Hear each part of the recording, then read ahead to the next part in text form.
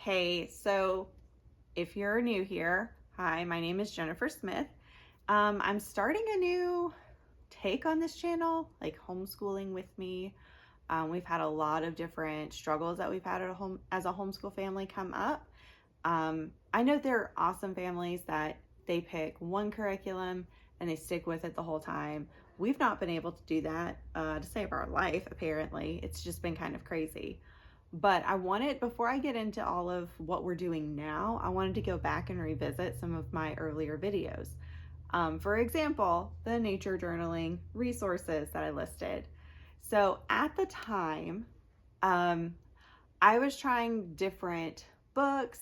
I had tried the available free resources that were on the internet at the time. I had purchased a few books like the John Muir Law's Nature Journaling Guide. It turned out to be a great resource. It is a great resource. But at the time it felt very clunky. Apparently now he offers like a 40-week course on how to do nature journaling that you can do as an adult or as a parent and then kind of teach the principles to your kids. Or you can also have your older kids go through it separately. That's one resource. Another one is just a lot of those books have been updated. I know I've even seen like the series, not the Nature Connection. The Farm Anatomy and the Nature Anatomy books. Those books have been updated. There's actually like a workbook that goes with them for middle grades, even if you're interested in that. I think those could also be fantastic resources for going over like the basics of biology with your kids. There's been so many other free resources. And at the time, I don't think I had done a lot of the Exploring Nature with Children curriculum.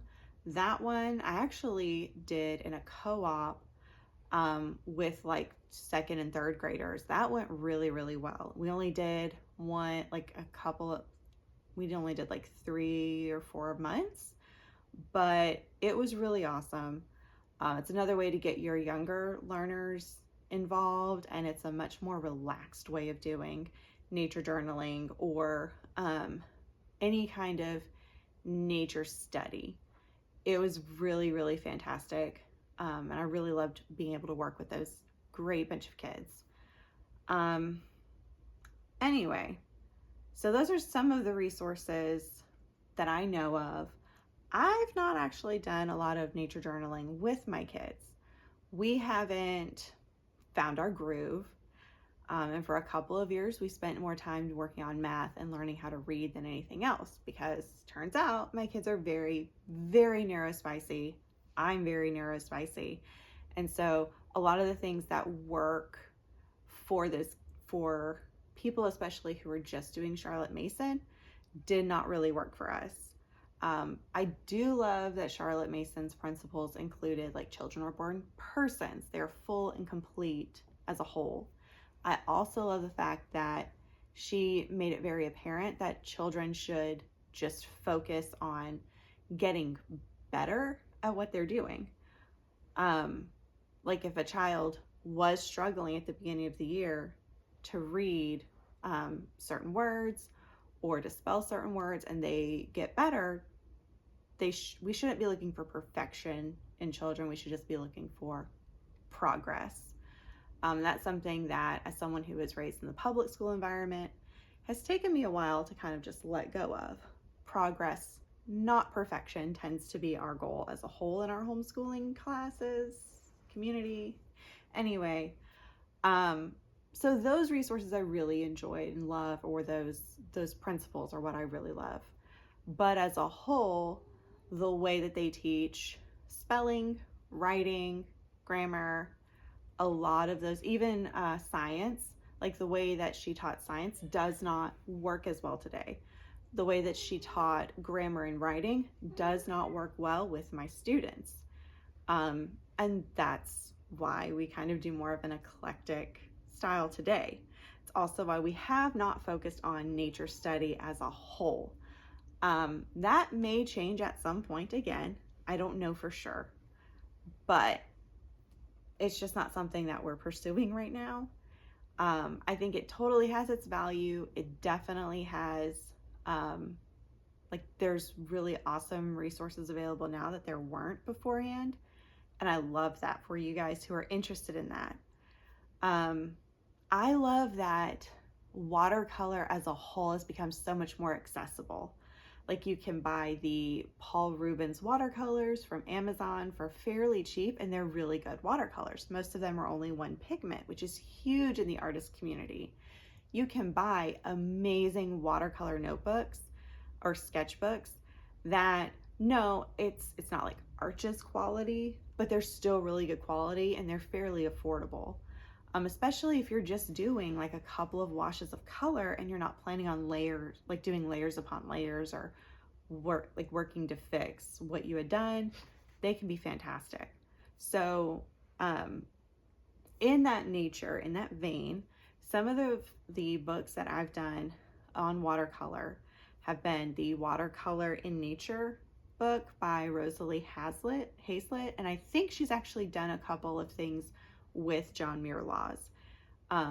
Her version of watercolor is doing a lot of like base layers and undertones before you do the top layers, and it really helped me to understand how to use those layers in my watercoloring. It's been fantastic.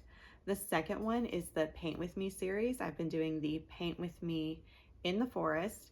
I've been mostly using those, I think it's Paul Rubens watercolor sets. I think I have a set of like 24 in a pink case, and I've been using most of those watercolors for those too, and that's been fantastic.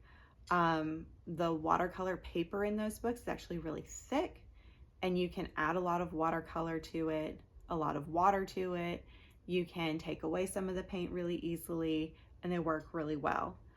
And then you have the Artesio watercolor like paintbrushes that are absolutely fantastic. They work like a dream. Probably my favorite paintbrushes ever that I've been working in that book with. So amazing. And I'll have a couple of other resources that I've used for my own artistic experiences in the description below. They're not like, I don't get anything. It's not an Amazon affiliate link. I don't get anything from it. I just figured that y'all would want to know. However, anyway, going back to my point before, there's so many amazing resources right now, and those are just like scratching the surface. I know that there's got to be OutSchool classes on it. There's plenty of other kinds of classes, like online classes that you can also take, or your students can also take. There's whole brushwork courses if you're into like the pure Charlotte Mason ideas. So this is like just a first step for those of you interested or still interested or wondering what on earth we're doing. Half the time I don't know anymore, but that's okay. It's a journey, right? That's the whole thing about homeschool, is that it's a journey and it changes. We go through dips in the road, we take side streets and sometimes have to turn around and go back again. But anyway, I hope that helps somebody out there who's interested in what is available today. I honestly didn't do a whole ton of research on this, and I'm sure there's a lot more information, a lot better, newer information out there. But if you're interested in joining us, come along for the ride, guys.